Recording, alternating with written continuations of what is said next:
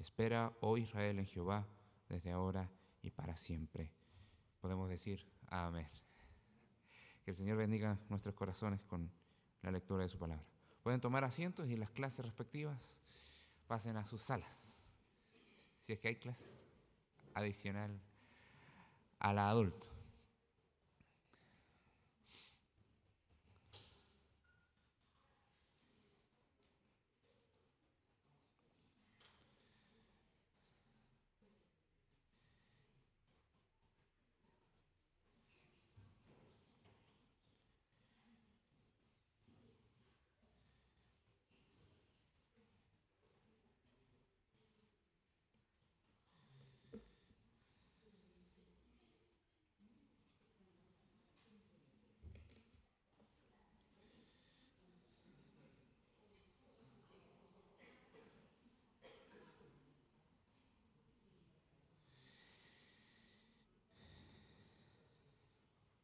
Bien.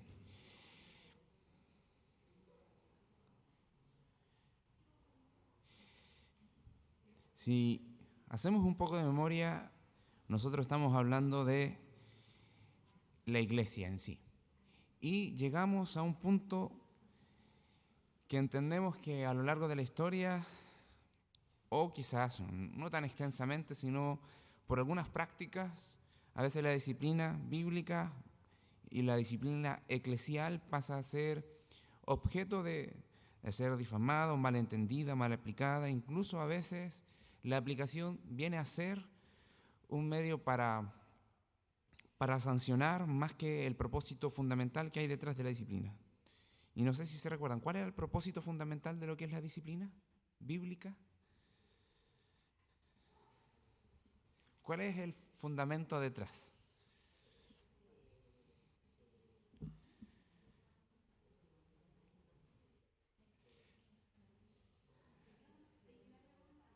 ¿Ah? ¿Cuál es el propósito de la disciplina bíblica? Restaurar. Restaurar. No es para decirle al hermano, estamos enojados contigo. No es para decirle al hermano, levantándole las cejitas. No, es para restaurarlo. Y la restauración comienza siempre con llamar a la persona al arrepentimiento. Lo que buscamos es que el Señor sea moldeado en la persona, en el creyente, y entendemos que hay diferentes etapas, ¿verdad? Y eso es lo que vamos a estar viendo hoy. Lo primero que tenemos que entender es que la disciplina es un acto de amor, es un acto donde nosotros queremos manifestar la preocupación que tenemos con los hermanos, que estamos buscando estar pendientes de su vida espiritual, y no porque seamos mejores, no porque nos falta solamente las alitas como para estar en el reino de los cielos, no, sino porque esa es la labor de todo creyente. Se lidera desde los ancianos pastores, los pastores ancianos, pero se busca que cada creyente sea responsable también de hacer la labor del ministerio, como lo vemos en Efesios 4, 12, 13, el liderazgo capacita para que los hermanos también puedan llevar a cabo el estar pendientes de la vida espiritual de los hermanos. Así que, ¿qué es lo que vamos a estar viendo? El proceso de la disciplina. Eso está en la diapositiva, no me acuerdo bien el número, Jairo. Pero está después de hablar de la disciplina correctiva. Ahí está. Entonces, nosotros tenemos los criterios bíblicos que encontramos en Mateo. Vamos al libro de Mateo. Nuestro Señor, mencionando a la iglesia, vemos que empieza a colocar parámetros de cómo proceder cuando alguien está en pecado. Vamos al capítulo 18. Cuando alguien ha pecado y está teniendo dificultades con obedecer al Señor. Y eso lo podemos distinguir. Es interesante cómo lo presenta el Señor Jesucristo en el versículo 15. Y podemos hacer un estudio profundo en relación a esto. Dice, ¿cómo se debe perdonar al hermano? La versión de la Reina Valera 60 es lo que vemos ahí. Dice, por tanto, si tu hermano peca contra ti, ve y repréndele estando tú y él solos. Si te oyere, has ganado a tu hermano. ¿Qué es lo que vemos acá? Que el pecado, por lo general, es una ofensa contra Dios, ¿verdad? Pero eso implica también un pecado contra el hermano. Entonces, probablemente aquí no está queriendo decir el Señor alguien que te insultó. Si alguien que te insultó, ve y conversa con él. No está diciendo precisamente eso. ¿Puede darse el asunto? Sí, por supuesto. Pero aquí está hablando en términos general. Si ves que tu hermano peca y ese pecado es contra ti, en el sentido de que está pecando contra la iglesia del Señor. Cuando pecamos contra Dios, pecamos también contra el hermano. ¿Por qué podemos preguntarnos por qué se da esa realidad? Porque somos el cuerpo de Cristo. Somos el cuerpo de Cristo. El cuidar mi vida espiritual también significa estar cuidando de la iglesia. Y eso es interesante de lo que se desprende de acá. Entonces, ¿cuál es la labor? El hermano que ve ese pecado y que puede verse incluso ofendido por el pecado del hermano. O sea, no sé si a ustedes les ha pasado que de repente ven una práctica que no debe de ser. ¿Y qué es lo que les pasa en su corazón? Es como, o quizás le duele también. Entonces, en ese sentido, ¿qué es lo que podemos hacer? Bueno, podemos actuar con madurez espiritualmente hablando. Es como no tomarlo personal. Es decir, bueno, mi hermano está mostrando que necesita ayuda espiritual y voy a prestar mi servicio en ese sentido. Porque nadie está pecando diciendo, voy a pecar para hacer enojar al hermano. No, nadie está haciendo eso. Y si alguien lo hace así, bueno, ese otro caso también a tratar. Entonces, el hermano que ve el pecado, ¿qué tiene que hacer? Ir a reprenderle. Ya por lo general, cuando uno escucha esta palabra, este término reprender, entiende que es como retar. Y no es necesariamente. Hay veces que nos tomamos esta palabra con los ojos occidentales. Y cuando, no, voy a reprender a esa persona, es como retarlo, hablarle fuerte, mirarlo enojado. Básicamente es decirle que está haciendo las cosas mal y buscar tener calma, porque si entramos en una discusión vamos a añadir pecados al pecado. La idea no es entrar en una discusión. Entonces, reprenderle, bueno, en la autoridad y en el amor de Cristo. No es ir y decir, como presentándonos como prácticamente moralmente perfectos. No, mirándolo, como dice la Escritura, como si nosotros fuéramos a pecar también, considerando a nosotros también como débiles y expuestos a un posible pecado. Porque pecamos. Entonces, el hermano que lo ve puede conversar con él. Ahora, si le oyere, has ganado a tu hermano. Eso es lo que dice el versículo 15. Entonces, ¿qué dice el versículo 16? Mas si no te oyere, toma aún contigo a uno o dos, para que en boca de 2 o 3 testigos conste toda palabra. Si el asunto se pone más grave, aquí estamos viendo desobediencia. Si vemos que el hermano que pecó y se ve exhortado y reprendido para corregir su conducta y su vida, debemos de pedir ayuda. 2, 1 o 2. Entonces empezamos a ampliar el grupo. Si se dan cuenta, el pecado se trata primero de forma personal. No es como de buenas y primeras lo exhibimos a la iglesia. No se trata de eso, sino que lo tratamos con persona a persona. Buscamos que el núcleo sea lo más pequeño posible. Eso es lo que vemos aquí de parte del Señor Jesucristo. Luego, si no se puede solucionar el asunto, buscamos 2, 1 o 2. Entonces empieza a crecer de a poco el grupo. Para que conste toda palabra, o sea, ellos son testigos. Aquí pareciese como si estuviésemos hablando de un procedimiento legal o jurídico delante de tribunales. Pero, ¿para qué se hace esto? Para que no haya difamación, para que no haya ningún tipo de murmuración y para que conste que se está tratando de la forma correcta. Incluso algunos de esos hermanos, estos dos hermanos o uno, pueden ser considerados los ancianos, pues se puede estar refiriendo a algún hermano maduro que tenga alguna posición de liderazgo en la iglesia. El asunto es también estar aportando en ese proceso, porque es un proceso. No es de una instancia, es un proceso. Y luego tenemos el versículo 17. Si no los oyere a ellos, dilo a la iglesia.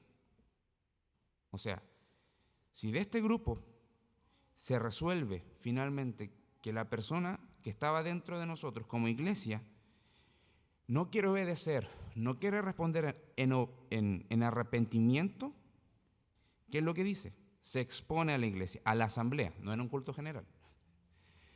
Es una reunión especial de membresía para poder tratar el asunto. Ahora, ¿cómo se imaginan ustedes esa reunión? O sea, quizás la hemos tenido, pero ¿cómo se imaginan ustedes esa reunión?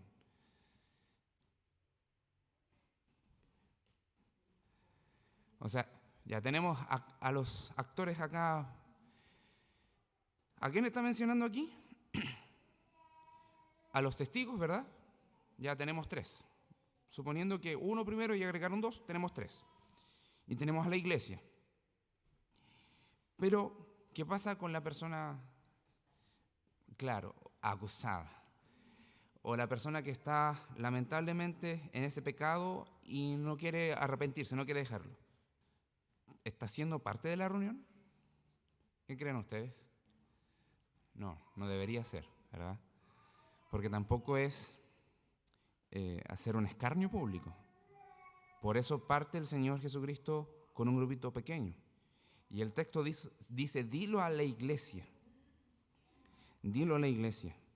Y aquí se puede entender que la iglesia en sí puede entrar en un conocimiento de causa y todos los hermanos se pueden ya empezar a involucrar. Podemos pensar en un proceso, en un tiempo que se puede considerar para que los hermanos puedan estar también acercándose a esta persona.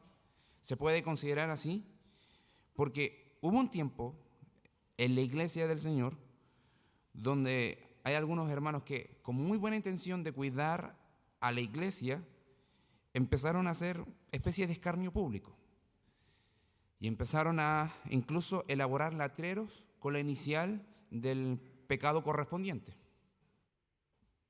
y se los colgaban. Entonces, estoy hablando de siglos pasados y estoy hablando de comunidades que en algunos países eran pueblitos cristianos. Entonces, no era solamente la congregación, sino que era todo el pueblo que veía eso. Entonces, por eso le colocan un letrero. Y estoy hablando de una desvirtuación de un movimiento que buscaba ser fiel al Señor. Entonces, ¿qué es lo que vemos acá? Podemos considerar lo que vemos acá.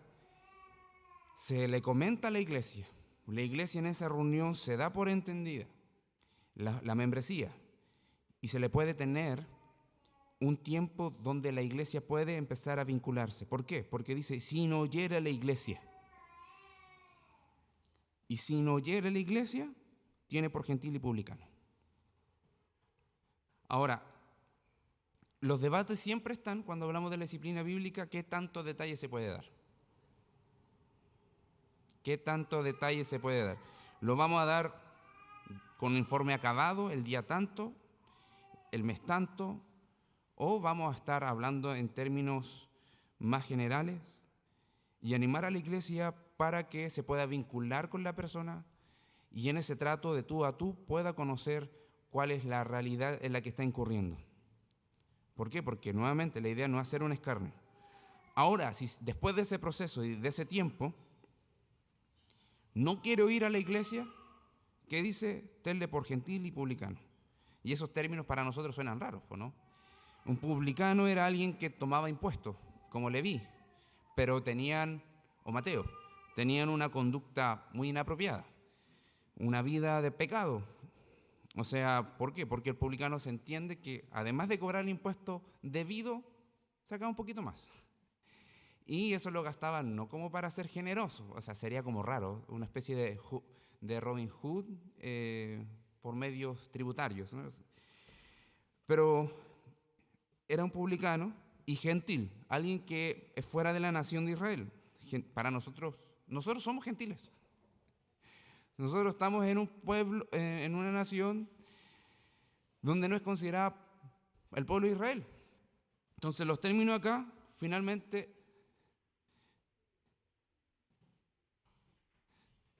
se están refiriendo precisamente a alguien que está fuera del pueblo de Dios y que está comportándose como pecado o como pecador, está viviendo en pecado.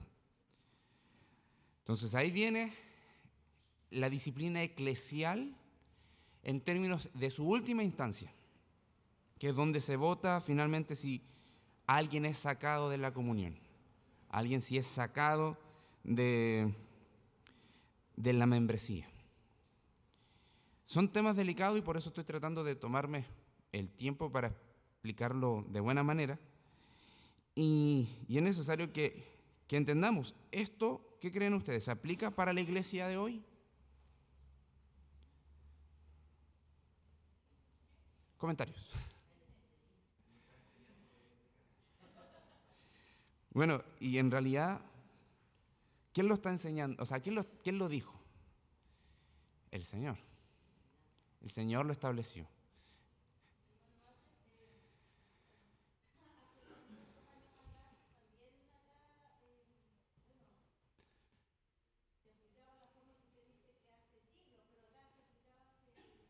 Ah,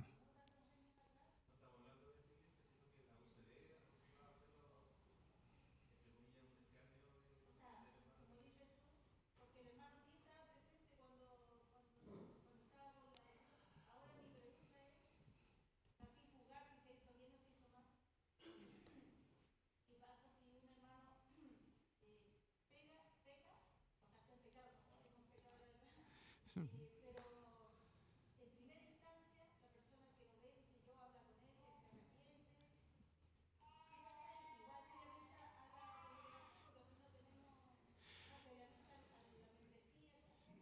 Según este proceso, por eso consideraba que en la primera instancia, la primera etapa, si vemos que el hermano te oyere, y eso es sinónimo de arrepentirse, si pone atención a lo que tú le enseñaste o lo que le pediste que hiciera, en cuanto a la palabra del Señor, porque no podemos decir es que a mí no me gusta eso, y por eso simplemente considerar que está pecando. Entonces, si vemos que son cosas logísticas, que son de gusto personal, no implica pecado, a no ser que la Escritura esté diciendo que es pecado. Entonces, si el hermano lo ve, se acerca y oyere el consejo de la palabra del Señor, porque ese es el contexto, se arrepiente, viene, ha ganado al hermano. Y ahí queda, Incluso se puede conversar con los líderes como para que estén atentos, para que estén en cuidado, no como para acusarlo, sino para saber y comentarles que se preocupó de un hermano y finalmente podríamos nosotros estar velando también en oración. No es un asunto de acusar meramente, sino para cuidar la vida espiritual. Sí, ese es el fin.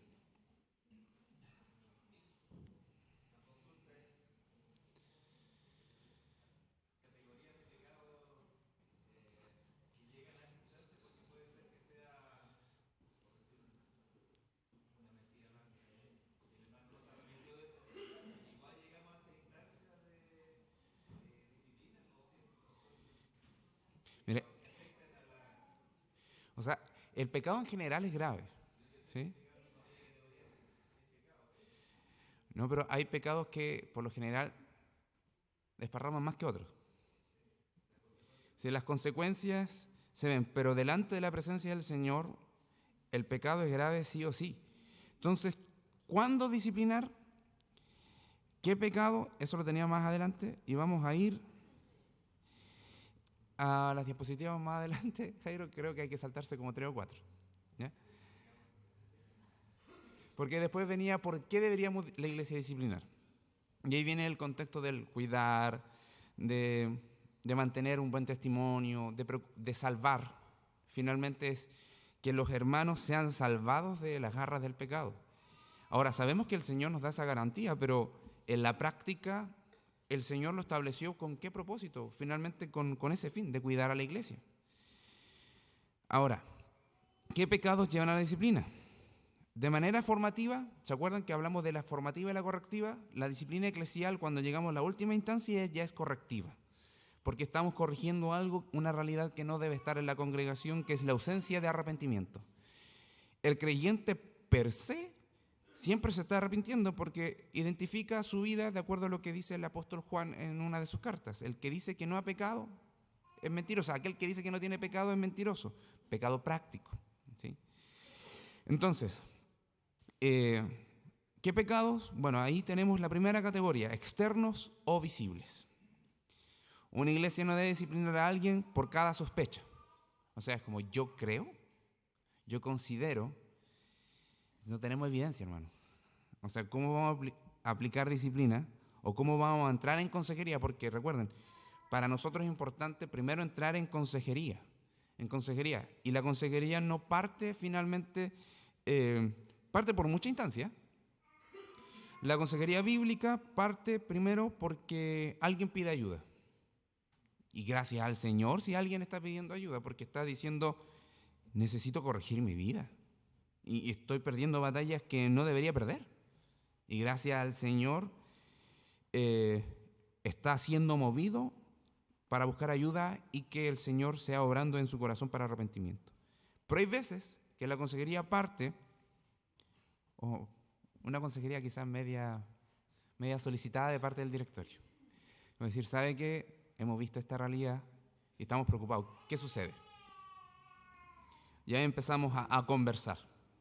Y empezamos a conversar, y entre tanto puede salir algún tipo de pecado que sea grave, y ahí podemos entrar en un proceso que puede desencadenar en disciplina o no necesariamente. ¿Por qué? Porque la consejería así también funciona con el tema de que el hermano se arrepienta cuando estamos viendo una conducta que es reiterativa. Entonces, ¿qué vemos? Externos y visibles. Cuando hay pecados que ya son notorios, no podemos decir, bueno, tenemos que conocer a la gente es así, y por más que uno entienda que a todos nos cuesta cambiar, uno debe estar inquieto con uno mismo. O sea, sabemos que estamos en la gracia, descansamos en eso. Pero si hay cosas que yo entiendo que me hacen pecar contra el hermano, contra la iglesia, debo de ser consciente de que debo de arrepentirme. Pero cuando vemos pecados ya notorios y constantemente expuestos y que expone a la persona, ella muchas veces sin darse cuenta, debemos de actuar. Eso es la primera categoría y eso va de acuerdo a Mateo 18:16. Dice, más si no te oyere, toma aún contigo 1 o 2 testigos, en un asunto más conocido, ¿sí? Para que en boca de 2 o 3 conste toda palabra. Y siempre, hermanos, siempre hay hermanos preocupados por algo que se ve entre medio de la iglesia. Siempre hay alguien que está pensando en la vida espiritual de la iglesia. Siempre hay alguien que está viendo y dice, esta situación quizás considero que, de acuerdo a la palabra, me está inquietando. Entonces lo vemos, lo conversamos y a veces uno busca conversar con las personas. Entonces, lo primero, externos y visibles. Y bueno, segundo, algo grave, algo súper grave. No es necesariamente entrar en una disciplina correctiva cuando formativamente las personas ya se arrepienten. O sea, si llegamos al domingo y justo el mensaje, la oración, la reflexión, los cánticos o una conversación con el hermano te hacen ver que pecaste y que considerabas que era normal y que finalmente no es normal hacer algo, pensar algo, decir algo, bueno, ahí el Señor usó eso de forma disciplinada para poder corregirte y llevarte a la obediencia. Entonces, cuando son graves, ya entramos en proceso de correctiva, en una disciplina más correctiva. Es necesario que haya un lugar en la vida de la iglesia en que el amor cubra una multitud de transgresiones. Ya. Pero eso no le quita lo pecaminoso a los actos que se revelan a la palabra de Dios.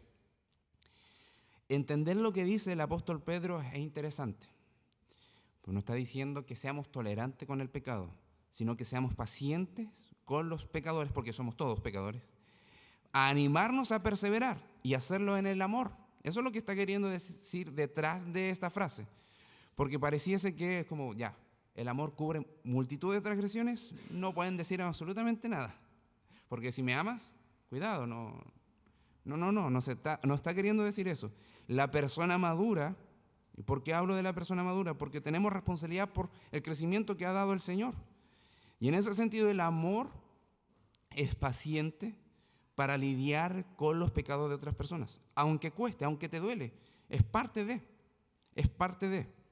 Entonces no le quita la gravedad, ¿verdad?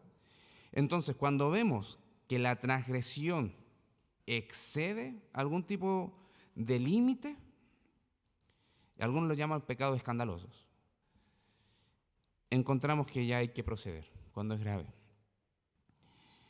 Cuando hay evidencia de cierta infidelidad, de cierta codicia y de amor al dinero, eso a veces también es complicado identificarlo. De hecho, hay iglesias muy conocidas que han entrado en disciplina con uno de sus pastores.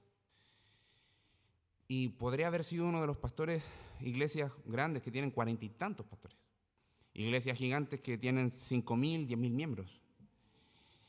Entonces, el caso que conozco es que él en su negocio que iba a hacer, en una inversión que iba a hacer, puede ser su círculo muy privado, pero él está expuesto como figura, como creyente. Y el negocio que iba a ser un negocio de dudosa reputación. Y el consejo de pastores primero partió con un grupo, el grupo de encargados de consejería. Y él insistía con que no, es que creo que igual es una oportunidad buena y es válido. Dice, pero vemos criterios bíblicos que te van a llevar y te están mostrando que estás teniendo un amor al dinero. ¿Qué pasó finalmente? No quiso obedecer. Se llevó el caso a la presencia de la iglesia y terminó siendo expulsado del directorio pastoral. Incluso él también, juntamente en todo lo que pasó, lo que involucró, terminó siendo expulsado de la membresía. ¿Por qué? Porque es un pecado grave que iba a tener muchas repercusiones para su vida, para la familia, para la iglesia, para la familia de la fe. Entonces, hemos visto quizás 2 ejemplos graves cuando ya son necesariamente visibles, pero que tienen connotaciones muy graves. Ahora, algo clave, el punto 3, un pecado que no se arrepiente, o sea, que tiene ausencia de arrepentimiento. Y es lo que vemos nosotros en el capítulo 18, de los versículos 15 al versículo 18. Cuando no hay arrepentimiento. Y es necesario colocar quizás una puntualización aquí de qué es el arrepentimiento. ¿Qué entendemos por arrepentimiento nosotros? Pregunto. ¿Ah? Así es. Sí. No sé si alguien quisiera agregar, complementar.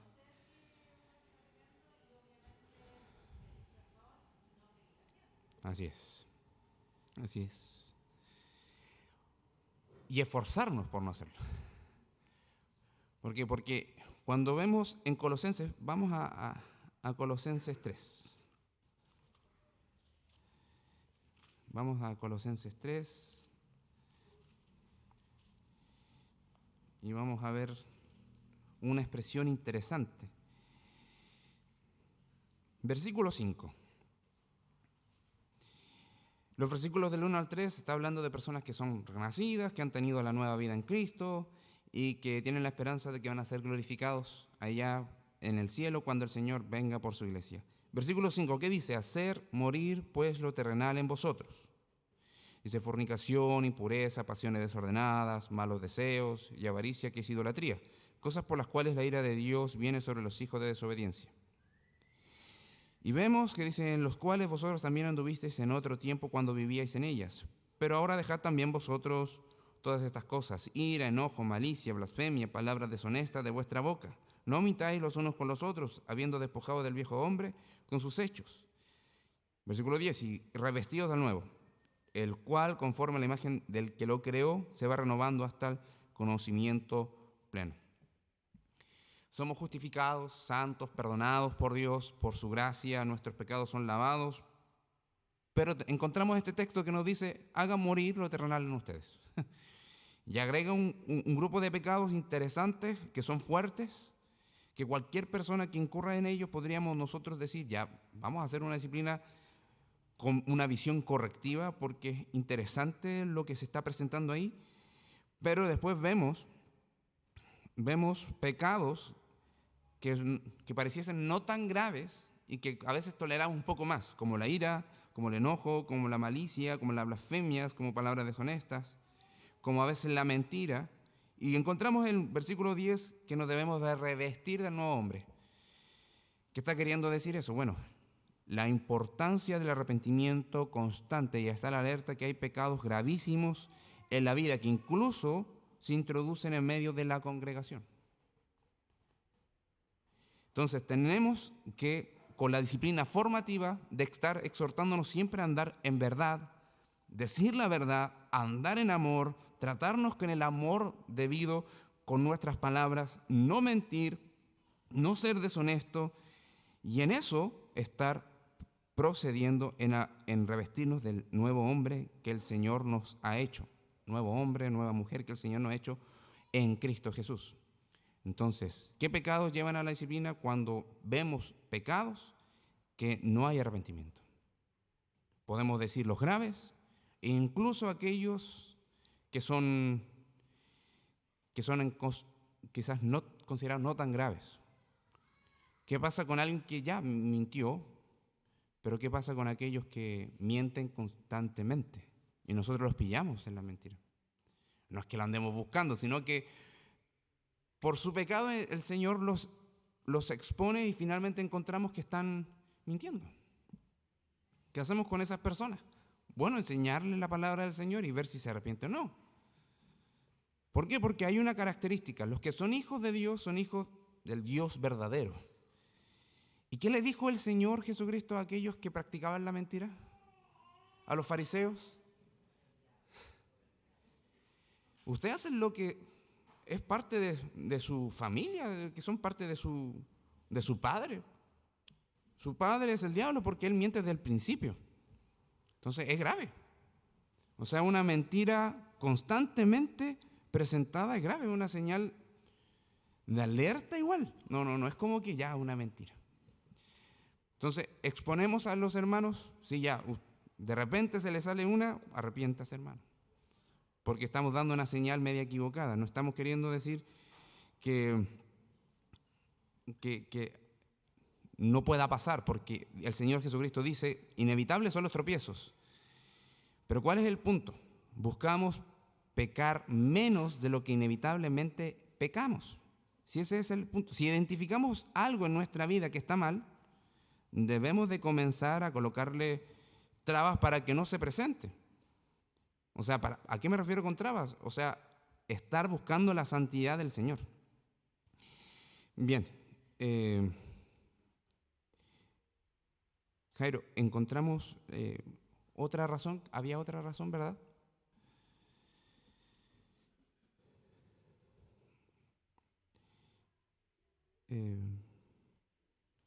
No.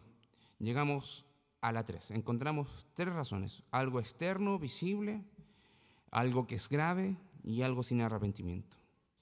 Y para conocer lo que es grave, ¿cuáles son los pecados graves? Son aquellos que podemos nosotros identificar en las Escrituras. No sé si ustedes se dan cuenta, pero el apóstol Pablo siempre empieza a enumerar y agrupar pecados. Lo acabamos de ver en Colosenses.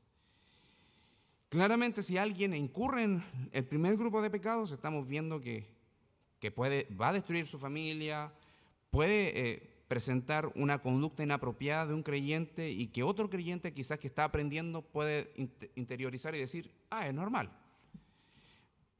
Puede pervertir la comunidad de los santos o corromper la comunidad de los santos Entonces, podemos volver atrás y nosotros encontrar 5 razones del por qué disciplinar. Ya. 5 razones para por qué disciplinar. Y vamos a ver solamente una, porque estamos prácticamente en la hora. Pero lo primero que podemos ver es exponer el pecado. ¿A qué nos referimos con eso? Pareciese contradictorio. ¿Estamos poniendo a la persona? ¿Qué queremos hacer? ¿Un escarnio? No queremos hacer un escarnio. Pero públicamente estamos diciendo que queremos ser obedientes a la palabra del Señor y que hay cosas que no se pueden presentar, que no debemos de tolerar. Y si pasa en nuestra vida, debemos de arrepentirnos. Entonces, ¿qué estamos haciendo? Estamos diciendo, este pecado es grave. Este pecado es grave. Y el practicar esto también es grave. Entonces, como dice ahí, el pecado crece en la oscuridad y la disciplina los pone a la luz. Como un marco general y decir, esto en la vida del creyente no se debe de tolerar, sino luchar incluso contra eso para poder tratarlo de la mejor manera. ¿Y qué es lo que encontramos? Que encontramos en 1 Corintios 5. Vamos a 1 Corintios 5 y vamos a ver algo de la declaración de Pablo. Pablo está ocupando el mismo método del Señor Jesucristo. Lo que vimos es que Pablo, ya por la urgencia de la gravedad del pecado, se fue a la última etapa, a la última instancia. Es como ya la asamblea, expúlselo por la gravedad. ¿Pero qué dice? Versículo 2, y vosotros estáis envanecidos. ¿No deberéis más bien haberlos lamentado para que fuese quitado de medio de vosotros el que cometió tal acción? Y así se dan cuenta aquí, Pablo nos está refiriendo con nombre y apellido a la persona. Pero en la congregación era sabido quién es el que estaba practicando el pecado. No era necesario, era conocido. Y lo que está tratando de decir, esa conducta inmoral de aquel que cometió infidelidad, y no cualquier tipo de infidelidad, sino que se metió con la madrastra o con la esposa de su padre. Entonces, eso no se debe permitir. Incluso argumenta que ni siquiera entre los gentiles se ve ese tipo de pecado, y ustedes lo están tolerando. ¿Cómo es eso? Estamos funcionando como iglesia y a ustedes nos le pone alerta el pecado que se está viendo ahí. Bueno, ese pecado tendría que haber pasado por el proceso, es decir, que se le hable uno, que se le hable dos. Si no quiere oír, se expone. Pero Pablo también está corrigiendo a la iglesia de Corinto. Le está diciendo, ustedes están envanecidos. ¿Acaso no saben cuál es el proceso que deben de cumplir? Bueno, por eso también la consecuencia es seria. Ahora, ¿cuál es la determinación que toma Pablo? Versículo 5. El tal se ha entregado a Satanás para destrucción de la carne, a fin de que el espíritu sea salvo en el día del Señor Jesús.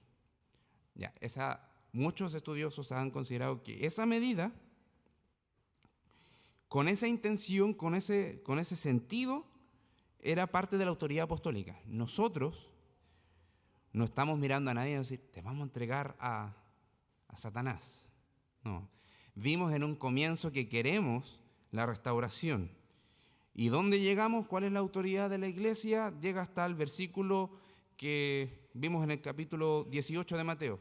Te consideramos como gentil y publicano, con el dolor de nuestro corazón, pero te consideramos así, lamentablemente. Si eso le choca también y le duele, eso también es un proceso de disciplina. Esperamos que le duela.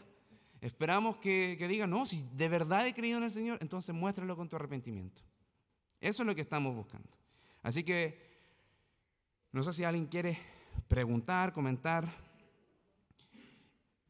Y bueno, antes de comentar que este es un tema extenso, arduo, y que podemos ver detalle tras detalle, y si no se conversa ahora, podemos seguir conversándolo, pero al menos tenemos procesos establecidos, claros en la Biblia, de que tenemos que tratar con el pecado que es porfiado en nosotros. Se pone resistencia, ¿sí? Así que eso, ¿no? Habiendo dicho eso, no sé si alguien quiere decir algo, preguntar algo. Dígame.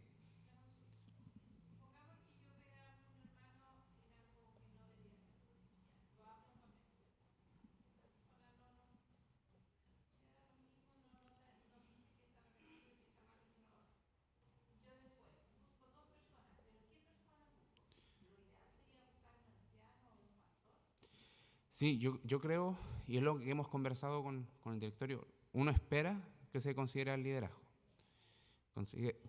Considerar el liderazgo, ¿por qué? Porque hay veces que, en ese sentido, cuando hay un asunto de falta de obediencia, ¿para qué exponer a otro hermano? Entonces, el liderazgo tiene que poner, a ver, ¿cómo decirlo?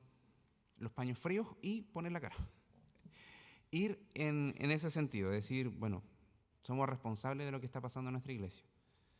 Somos responsables de lo que está pasando con nuestros hermanos, con nuestra membresía. ¿Por qué? Porque estamos puestos como obispos también. Somos obispos, pastores, somos presbíteros que finalmente busca cuidar a la iglesia. Con el término de restauración, no con el término de, como lo dice en Gálatas. No sé si se recuerdan la cita que vimos el domingo pasado de cuando andamos del fruto del Espíritu.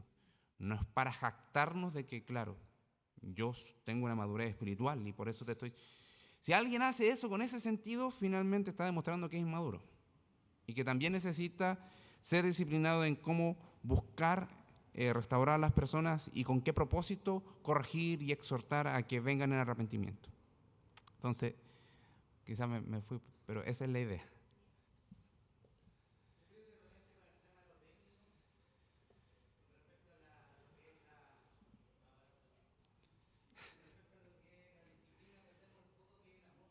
Sí.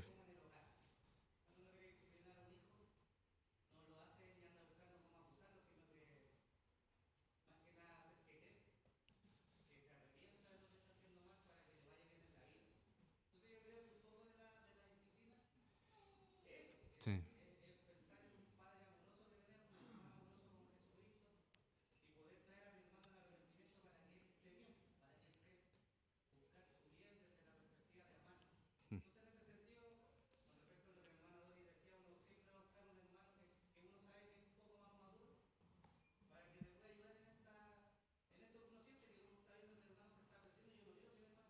Ujú.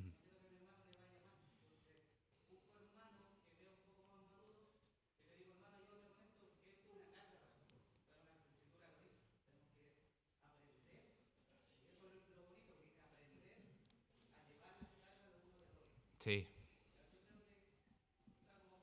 Sí, no, muchas gracias por las intervenciones. Natalia estaba levantando la manito.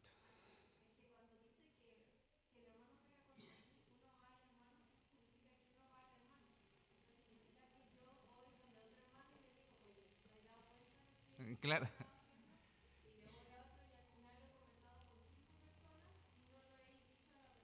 Sí.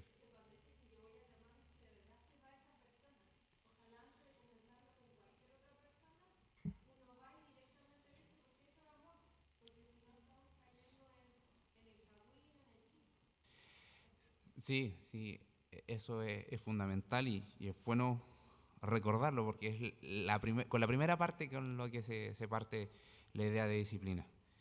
Así que, bien, mencionando el tema de hermanos, no sé si le ha pasado que usted ha visto familias que tienen más de un hijo y cuando ve el hermano mayor o el hermano menor, cualquiera de los dos, el que sea más travieso o que quiera ser un poco más vivo, dice, ¿hiciste algo malo?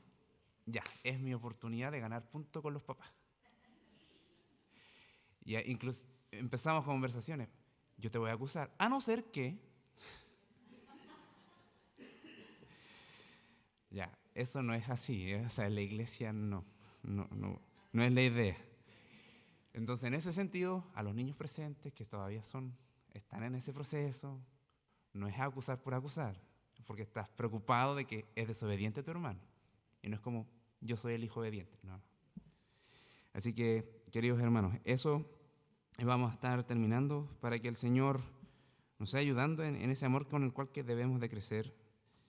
Y ver esto, aunque sea delicado, con una instancia de gracia para poder crecer como congregación, cuidarnos en la santidad que el Señor nos manda andar, y que el Señor sea trayendo la convicción a nuestra mente de cuán importante es adorar al Señor con nuestra obediencia. ¿Sí? Y esto es algo instaurado por el Señor, y debemos de tener la valentía de poder aplicarlo de la manera correcta, con ese amor que nos exhorta. 1 Corintios es cuando dice, todo lo que hagáis, todo lo que ustedes hagan en el servicio a la iglesia, sea en amor. Así que oramos al Señor. Padre, en el glorioso nombre de Jesús venimos a ti, agradecidos por tu amor, tu misericordia. Reconocer, Señor, que debemos de seguir aprendiendo cada día, debemos de ser exhortados y animados. Debemos, Señor, de aprender la madurez que vemos en tu palabra para tratar los casos de la vida cotidiana y aquellos casos graves también. Perdónanos, Padre, cuando muchas veces nos falta esa valentía y ese amor para hablar. Ayúdanos a no ser tan rápidos en el hablar si no tenemos el amor suficiente. Ayúdanos a que todo lo que podamos hacer sea guiado por tu Espíritu, que es el único que puede producir ese fruto en nosotros. Señor, necesitamos de tu ayuda porque es tu iglesia. Tú pagaste con tu sangre por cada uno de los que han venido en arrepentimiento y fe. Y debemos de ser responsables en cuidar como pastores, pero también entre nosotros como hermanos, a cada uno de tus hijos. Gracias, Padre Celestial, por esto. Gracias, Señor Jesús, por esto. En el nombre de Cristo Jesús oramos. Amén. Tenemos un pequeño tiempo mientras esperamos el culto.